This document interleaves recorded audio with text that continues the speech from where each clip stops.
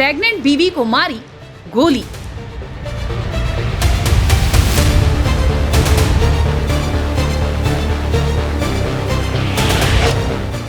पेट में पल रहे बच्चे के पेट में मिला गोली का छर्रा।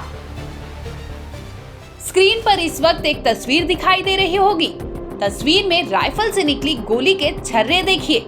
ये लगभग 1 सेंटीमीटर लंबी तो आधी सेंटीमीटर चौड़ी है। अब दूसरी तस्वीर पर बात करते हैं। ये तस्वीर नवजात बच्ची की है, जिसके पेट के दाईं ओर गोली के छर्रे लगे थे। लगभग आधा सेंटीमीटर पर गोली का छर्रा इस नवजात के पेट में धंसा हुआ था।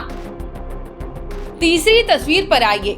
ये बच्ची के एक्सरे रिपोर्ट का फोटो है, जिसमें साफ साफ दिखाई दे रहा है कि कैसे नवजात के पेट में गोली का छर्रा धंसा हुआ था।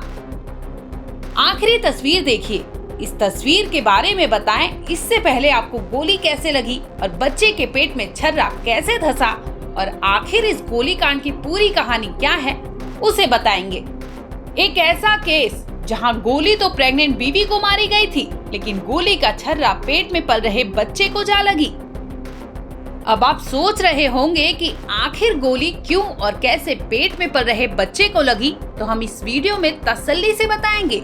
अपने आप में ये केस इतना अनोखा है कि आप सुनकर हैरान रह जाएंगे।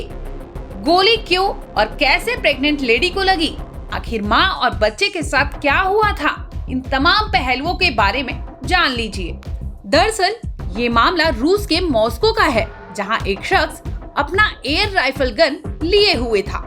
घर के पीछे हथियार से निशाना लगाने का प्रयास कर रहा था। उसी वक्त उस जगह पर शख्स की प्रेग्नेंट बीवी भी वहां मौजूद थी। तभी अचानक राइफल से गोली चल गई। ये गोली किसी और को नहीं, बल्कि घर में मौजूद उसी की प्रेग्नेंट बीवी के पेट में जा लगी। जैसे ही शख्स को अपनी गलती का एहसास हुआ, वैसे ही वो अपनी बीवी के पास जा पहुंचा था। तभी देखा तो उसके पैरों तले से जमीन ही खिसक गई। उसके सामने उसका भविष्य अंधकार में नजर आने लगा। फिर तो आनन फानन में वो अपनी बीवी को लेकर फौरन अस्पताल जा पहुंचा। जांच के बाद डॉक्टरों ने बताया कि गोली मां को तो लगी ही थी, लेकिन उसका छर्रा जो था वो अंदर की ओर धंसा हुआ था।